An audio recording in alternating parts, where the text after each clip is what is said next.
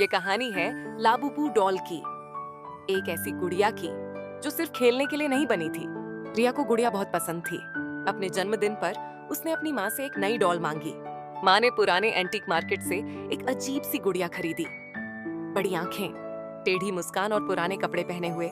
दुकानदार ने कहा, इसे रात में अकेला मत छोड़ना। लेकिन माँ ने वह बात मजाक समझकर टाल दी। शाम को जब सब सो गए, रिया ने गुड़िया को अपने पास रखकर सोने की कोशिश की। आधी रात को उसे किसी के हंसने की धीमी आवाज सुनाई दी। हे। उसने आंखें खोली तो गुड़िया पलंग के किनारे खड़ी थी। रिया को लगा शायद वह नींद में गिर गई होगी। उसने वापस रख दी। लेकिन अगली सुबह गुड़िया खिड़की के पास बैठी थी और रिया के तकिए पर मिट्टी के निशान थे, छोटे छोटे पैरों जैसे। उसी रात से घर में चीजें अपने आप हिलने लगीं। टीवी अपने आप ऑन हो जाता और रसोई से खिलखिलाने की आवाज आती। एक दिन रिया ने देखा, गुड़िया के गाल पर खून का धब्बा था और उसके छोटे हाथों में किसी का बाल फंसा हुआ था। डर के मारे रिया चिल्लाई, मगर माँ जब कमरे में पहुंची तो वहां सिर्फ लाबूबू डॉल बैठी थी, मुस्कुराती हुई, और उसकी आंखें सीधी रिया पर टिकी थीं। रिया अब उस गुड़िया से डरने लगी थी। उसने कई बार उसे फेंकने की कोशिश की, लेकिन हर सुबह वह गुड़िया वापस उसके कमरे में दिखाई देती। कभी कुर्सी पर बैठी, कभी बिस्तर के सिरहाने और कभी दरवाजे के पीछे। उसकी वही टेढ़ी मुस्कान अब और चौड़ी लगने लगी थी। एक रात रिया ने तय किया कि वह सच्चाई जाने बिना नहीं रहेगी। उसने अपने मोबाइल का कैमरा ऑन कर दिया और गुड़िया को टेबल पर रखकर सोने का नाटक किया। आधी रात को फिर वही आवाज आई, ही। मोबाइल की रिकॉर्डिंग में दिखा, गुड़िया धीरे धीरे सिर घुमा रही थी, फिर रेंगती हुई रिया के बिस्तर तक पहुंच गई। सुबह जब उसने वीडियो देखा तो उसका खून जम गया। उसने माँ को दिखाना चाहा, मगर मोबाइल की फाइल अपने आप डिलीट हो चुकी थी। उसी दिन से घर में अजीब घटनाएं बढ़ने लगीं।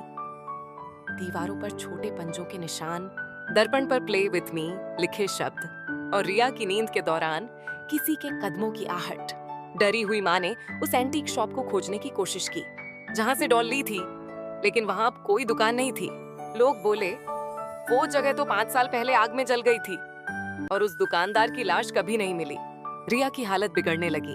वह चुपचाप घंटों गुड़िया से बातें करती रहती। एक शाम माँ ने कमरे में झांका तो देखा, रिया की आंखें खाली थीं और लाबूबू डॉल उसकी गोद में थी। दोनों के होंठों पर एक जैसी मुस्कान थी। माँ ने डरते हुए रिया को हिलाया, पर रिया की गर्दन एकदम धीमी आवाज के साथ पीछे मुड़ गई। और तभी गुड़िया ने कहा, अब वो मेरे साथ खेलती है, हमेशा के लिए। माँ की चीख पूरे घर में गूंज उठी और अगले दिन पड़ोसियों ने देखा, कमरे में सिर्फ लाबूबू डॉल बैठी थी, मुस्कुराती हुई, और उसके बगल में रिया की फोटो दीवार पर टंगी हुई। माँ ने उस रात के बाद रिया को हर जगह ढूंढा, लेकिन वो कहीं नहीं मिली। कमरे का दरवाजा अंदर से बंद था और जमीन पर बस लाबूबू डॉल बैठी थी। उसकी आंखों से लाल रोशनी निकल रही थी। डर और बेचैनी में माँ ने उस डॉल को उठाकर बाहर फेंक दिया, लेकिन जैसे ही उसने पलटकर देखा, वो डॉल फिर से बिस्तर पर थी, उसी जगह जहाँ रिया बैठा करती थी। अगले दिन माँ ने एक तांत्रिक को बुलाया। उसने कमरे में कदम रखते ही कहा, ये कोई साधारण गुड़िया नहीं है, इसमें किसी आत्मा को बांधा गया है। उसने दीवारों पर मंत्र लिखे और डॉल के पास दीपक जलाया।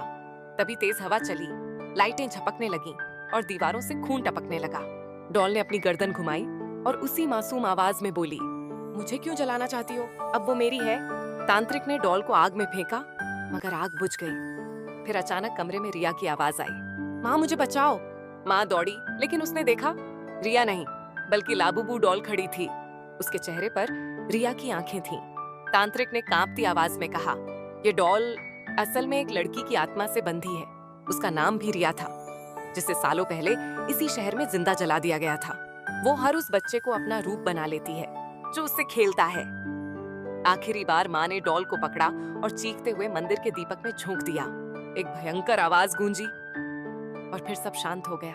सुबह जब लोग पहुंचे तो कमरे में राख बिखरी थी, लेकिन राख के बीच एक गुड़िया का चेहरा दिख रहा था, अधजला मगर मुस्कुराता हुआ। नीचे जमीन पर एक लाइन खुदी थी, I will come back to play again.